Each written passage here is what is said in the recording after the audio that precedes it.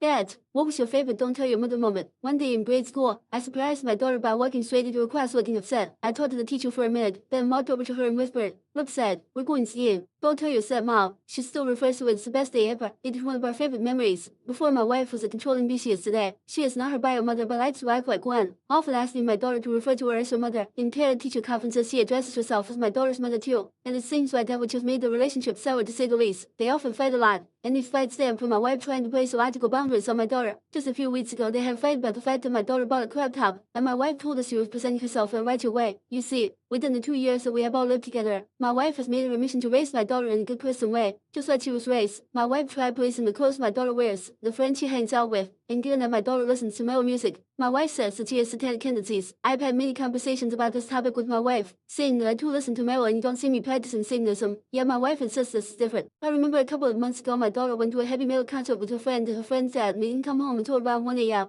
My wife came home from work around 8 p.m. and by that time my daughter had already gone. After I told my wife what my daughter was up to, she completely flipped out, saying that my daughter was going to get hurt and that this behavior was unacceptable and very much grounds for being grounded. I told my wife there was no way I was grounding my daughter over this and my word is final. My wife went quiet for a second, before taking the keys and spontaneously deciding to drive to the concert to try to retrieve my daughter, but she was denied entry when she didn't have a ticket. She tried to buy one on the spot, but they were all sold out. When she came home, she and I had a huge argument and I put my foot down, saying if she says anything to my daughter when she gets home, we will be over. This made her listen, and she gritted her teeth but didn't say anything to my daughter the next day. She did tell her to shut up, however, when my daughter was telling me how much fun she had last night. My wife had up at night and I mentioned to her that I was done with her controlling my daughter. She is not her mother, and if she keeps this up, I will put an end to our marriage. She ended up promising me that she would never again try to pull any controlling stuff. This promise first actually lasted, and I was very surprised to see that she was indeed following through with her word. That was until my daughter started planning a pool party for her sweet 16. We have a pool out back and my daughter's birthday is in the middle of July, and it was projected to be extremely hot. I thought it was a fun idea. The only person who of course did not approve was my wife. She tried to privately talk to me about how she thinks it's inappropriate for her and other girls her age to have a pool party and wear bikinis around grown people. I actually figured this to be a valid concern and told her that in that case we could make sure that no other parents were present. This was not enough for her, however, as she later way behind my back and asked my daughter if she planned to invite any boys to her party. The thing is, my daughter actually had a crush on this guy into class and planned to invite him, and when my wife found out about this she flipped out. Her and I had an argument one night about it, where she voiced her concerns about him being a creep who would definitely try to rope someone. I told her she was completely out of line for this, and if the first thing that she thought of when she pictured a 16-year-old boy was roped, there was something seriously wrong with her. I gave her one final warning and told her to stay on the sidelines. We were both planning and not to ruin the party when it does come. She agreed at the time, but in hindsight I should have been able to tell her sure, which was too sarcastic to fully believe. Anyway, when the party came around, everyone was having fun. My daughter was indeed having a pool party, had invited other girls and boys from her class, and I was taking care of food and drinks. I don't know what went through my wife's head,